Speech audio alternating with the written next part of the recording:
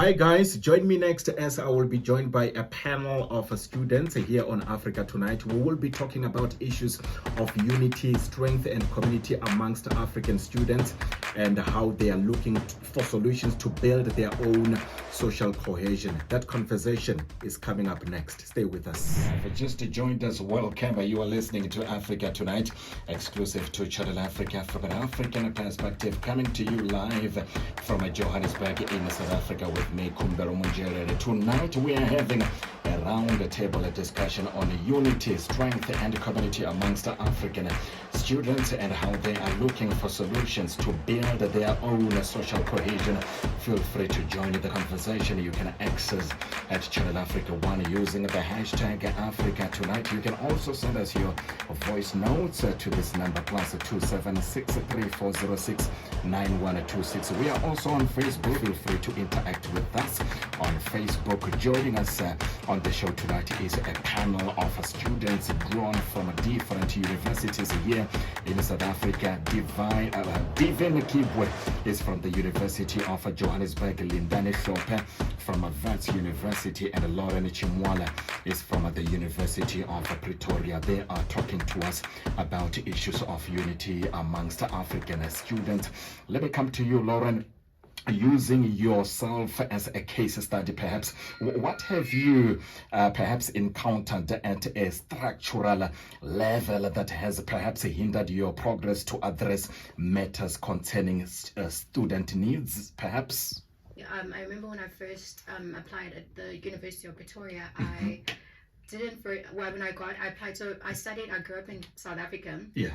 And I applied a matric during lockdown. So I applied for an LLB degree as my first choice, and then I applied, my second choice was international relations. Yeah. And literally, when they're accepting international students, there's literally like I think 10% that they can take from international students into those programs. So they were literally like, we're full. And then I was accepted provisionally for international studies in 2020, and then when it was time to get my matric results, everyone was getting their final acceptance and I didn't get a final acceptance. So I then quickly just applied for political science, international relations, and I got acceptance for that. So I would say for myself, like my struggle, and my visa did not, I couldn't apply for a visa during lockdown. So taking those two things in consideration, I didn't get into the program that I originally wanted, which was law. And on top of that, I couldn't apply for my visa during lockdown. Those are struggles that I was facing. And when I got into political science, international relations, I couldn't register because I didn't have a visa that had University of Pretoria's name. So I had to go through the whole applying, just to get a receipt, to study. So I think that's what I've faced challenge. Like that's the challenge that I can use myself as a case study that I've struggled with. And then eventually I got the receipts and eventually I could study, and then the following year I got accepted into an LLB degree. But even then, as an international student, when you're studying law, you can't practice law without permanent residency. Like there's things like that. You get into programs, and those are the challenges that I had to face to like try to get permanent residency. Those are just my challenges as a case study. I faced the whole not being able to register because I didn't have a receipt, not being able to get into the program because there's a percentage that South African students get first preference, because obviously it does make sense that they get first preference. And on top of that, studying a degree where you actually can't practice if you don't have certain documentation. I was just thinking in the sense that if we know that international students struggle, they need to get accommodation, they need to get there's paperwork that they need to sort out that local students don't necessarily have to face. Why can't they? If it can looked at, can international students be given the privilege where they get earlier acceptance? I know there's provisional acceptance, but give international students a year in advance, because if you're expecting them to pay 40% upfront, that's a lot of money, especially for international students coming from African countries where we are struggling in our economies, like respectively. Give them a year in advance, let them sort out accommodation, let them gather the money, let them gather the funds to pay these fees upfront, let them find these medical aids, let them sort everything out. So by the time it's registration period, because if you think about matric students who get final acceptance 2-3 weeks before studies commence, it's not enough time for an international student to actually sort out all these things, get all these funds in order, and just register. Those organizations that you are part of, Lauryn, the ISOs, are you guys collaborating amongst yourselves to try to resolve those issues with the management of different institutions of higher learning? Because what I'm really spotting here at a discrepancy in how it's supposed to be standard with how the Department of Home Affairs deal with institution to say, because it is a requirement from them, because should you go to management and actually negotiate fees, a fees issue, they will tell you that, look, this is required by the Department of Home Affairs, that when you come in, you in fact pay 75% of your fees upfront. Not to say, it used to be full, you have to settle the whole situation before even registration. They brought it down to 75. It is not the university. Vets will tell you that, look, this is not our problem. It was set, but we are complying with the rules and regulations set by the Department of Home Affairs. So I think a collaboration to say that how the universities deal with the international community at large, setting out that alliance would be quite advantageous to us, in the sense to say how, with, for instance, with police clearances, it takes 6, most returning students do struggle when it comes to registration next year, because say your visa expired, though when you go apply for police clearance, you have to sit in, like, say they say 2 to 3 months, and it might take also 6 to 8 weeks depending, and you're applying December and you have to come back to school next year. So it is something that we as institution representing international students, we have to sit down with, to say that, look, we are drafting such and such, we are dropping it with the South African High Commission, or with the police, with people in charge of police clearances, to say, should you receive something from a student, 2 to 3 weeks, or whatever time frame that they can give us. So I think that would be quite advantageous to us. Strength and community amongst African students. How important is unity amongst African students at institutions of higher learning, Divine? I think it's very, very important. So the way that we are doing it at UJ is that the International Student Society has created WhatsApp groups where we mix all students, like your Zimbabweans, your Zambians, Malawians. Everyone is found in that group, and that's where they're able to interact with each other, because you find out that, hey, this person is in maybe HR and I'm also in HR. We can collaborate, we can do our assignments together, we can meet up. It's a very good way to also make friends in those WhatsApp group chats before you, especially for first year students, because you just came into the institution, you don't know anybody, you don't know what is happening, you don't know what's going on. So this WhatsApp group chats gives the students a chance to interact with each other. So they come in the group chats, they introduce themselves, what they study, where they're from, and then people start sending in the group links of maybe the Zimbabwean society, the Zambian society, and they say, hey, this event is about to happen, you can come through here, we study here. They tell you about church events and all of those things. So the WhatsApp group chats, which was started I think in 2022, has been very helpful in making friends and lasting relationships.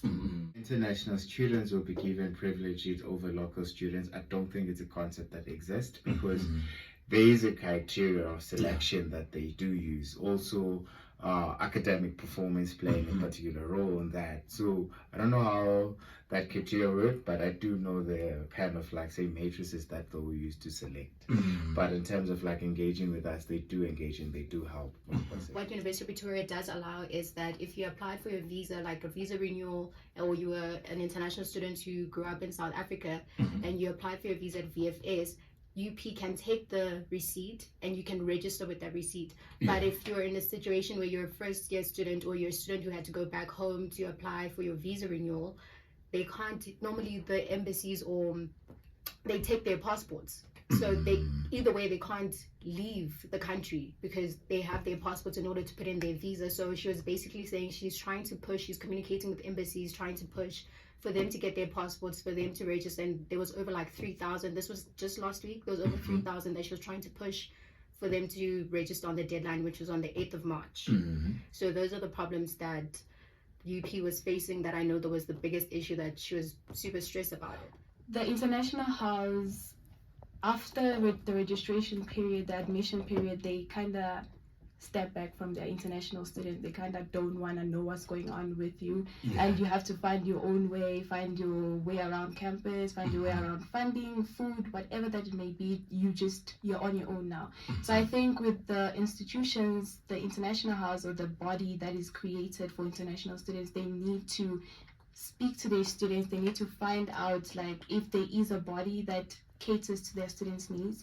They need to see if there is like psychological ways that they can help students to adapt to the new environment, because students are leaving their homes, leaving their families, they're coming here to study, to better their life, and sometimes they don't even have extended family within the country. So the international house can find students who are willing to take up the responsibility to be leaders and support the students, whether psychologically, whether culturally, with different events, different activities, whether it's your mental health workshops, it's your games nights, it's your heritage day, it's your international festival, all of those things, just so that students feel that there's a support structure, or that this is a home away from home. I feel good being here. I'm not just coming here to study, but I'm coming here to build myself up.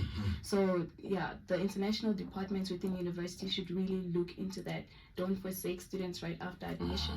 Absolutely. Let me bring you in here, Lindani, because Divine spoke about a need for the ISOs here on the African continent to collaborate amongst each other. Is there any kind of a forum, Lindani, for ISO presidents perhaps to discuss matters on the students' behalf? So the ASOs exist individually in the institutions, independent of how everything else is being done in other institutions. So I would first I would call upon that we do have a structure like that does exist, because in as much as we do study in different universities, the problems and kind of like the social stresses that we're going to face as international students, they are quite similar. And it is something actually that does exist because at Wits, I'm fortunate to say that as an international student representative, I also do sit in the main SRC with the execs in terms of like the presidencies of like say SRCs within the universities. They do have a kind of like say forum where they do interact with each other as well, to say as presidents within different universities, where they met like say with the Mtepe Foundation, kind of like say donations that like fundraising that they actually had. So it was a way that they met. So if we could also have like something like that, it would also help in terms of like the constituencies that we serve, in terms of like how we can serve them better. Because say if I would not experience a problem now at Wits, probably someone at UP would experience maybe the following year or whenever, but we'll know how to go around. South Africa is really a good place to study. It's a very good place. It's affordable, it's beautiful, it has beautiful places. Don't be scared to come and study in a foreign country, even though there are struggles. There's struggles everywhere. So feel free to come to South Africa, but educate yourself before you come to South Africa in terms of the documentation that you need. You need your medical aid, you need your visa, you need to make sure that it's updated. So just educate yourself on that. If you don't have funding, if you don't have a place to stay, try and get in contact with people, or try and find somebody you can, let me say, squat. You can squat in their house, like, because you do not want to be at a position where you can't study because you don't have a place to stay. That doesn't make sense. So just try and inform yourself as much as possible, because South Africa is a beautiful place to study. It has, in the article I read, it says that there are more international people in South Africa than around the entire world. So you are able to connect with so many people from different backgrounds. You're able to just educate yourself on different cultures. Someone from Iran can educate you, someone from Mozambique, someone from Canada, and all of that stuff. So just educate yourself. Don't come here on a blank mind with no plan, no place to stay, no money, no food. Don't do that. South Africa is the dream in terms of studying. I would say it's a really good place. I mean, they are like high level institutions, and like one of the best competing in the world. And one thing that's also important that we shouldn't also forget, it's that we come, we learn, and even with most bursaries that some students get, they do have to go back to their home countries and to give back. Yeah. So if they do find themselves in those situations where they do have those bursaries, I do encourage students to go back home and do change your lives. I mean, we are way past that stage to say that I go to school, I learn, I get a job. I mean, I can go to school, learn, and maybe come up with a startup from back in my home country. So I do encourage students to be as open-minded as they possibly can and to work as hard, because it's not easy. And I mean, it's very hard. And to kind of like open their mind as broad as they possibly can. And a message that Divine and Lauryn have left with us here as we conclude this conversation. Guys, it has been such a pleasure having you on the show tonight. Thank you so much for your time, and all the best, guys. Thank you.